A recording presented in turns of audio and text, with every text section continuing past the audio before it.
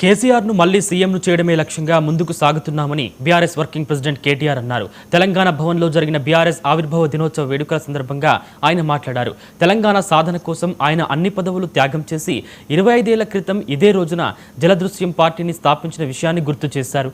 నాటి నుంచి 14 ఏళ్లు ఉద్యమ పార్టీగా ప్రజలను ఐక్యం చేసి తెలంగాణాస్త్రాన్ని సాధించామన్నారు.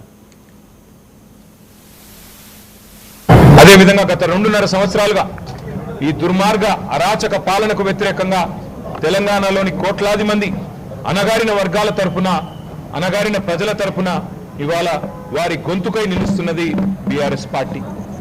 ఆనాడు 14 ఏళ్లు ఉద్యమ పార్టీగా, 10 ఏళ్లు అధికార పార్టీగా, గత 2.5 ఏళ్లు ప్రతిపక్ష పార్టీగా అన్ని పాత్రలు ప్రజలిచ్చిన ప్రతి పాత్రను సమర్థవంతంగా పోషిస్తూ ఇవాళ భారతదేశ చరిత్రలోనే అతి కొద్ది పార్టీలు 25 వసంతాలు పూర్తి చేసుకున్న పార్టీలు వేళ్ల మీద లెక్కబెట్టదగ్గ సంఖ్యలో ఉంటాయి. ఆ కోవన చేరింది బీఆర్ఎస్ పార్టీ కేసీఆర్ గారి నాయకత్వంలో. మళ్ళీ ఒకసారి ఈరోజు పునరంకితం అవుతున్నాం. ఖచ్చితంగా తెలంగాణ ప్రజలకు ఒక స్వీయ రాజకీయ అస్తిత్వం ఉండాలి అని ప్రొఫెసర్ జయశంకర్ గారు ఎప్పుడు ఏదైతే చెప్తా ఉండేవారో, ఎట్టి పనికైనా మట్టి పనికైనా మనవాడే ఉండాలని చెప్తా ఉండేవారో, అట్లాగే మళ్ళీ పునరంకితం అవుతాం. తెలంగాణను కాపాడడానికి, తెలంగాణలోని ఈ అరాచక కాంగ్రెస్ బీజేపీల నుండి తెలంగాణను మళ్ళీ ఒకసారి పట్టాలెక్కించడానికి కేసీఆర్ గారి నాయకత్వంలో అందరం సమిష్టిగా ఐక్యంగా పోరాటం చేస్తాం.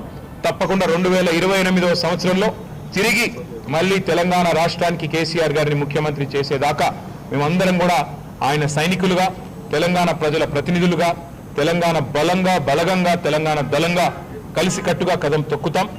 అదేవిధంగా గత 2.5 సంవత్సరాలు పశ్చిమ గోదావరి జిల్లా పాలకులలో 3 ప్రధాన కూడళ్లలో మంత్రి నిమ్మల రామానాయుడు వేసవి మజ్జిగ చలివేంద్రాలను ప్రారంభించారు. ప్రతి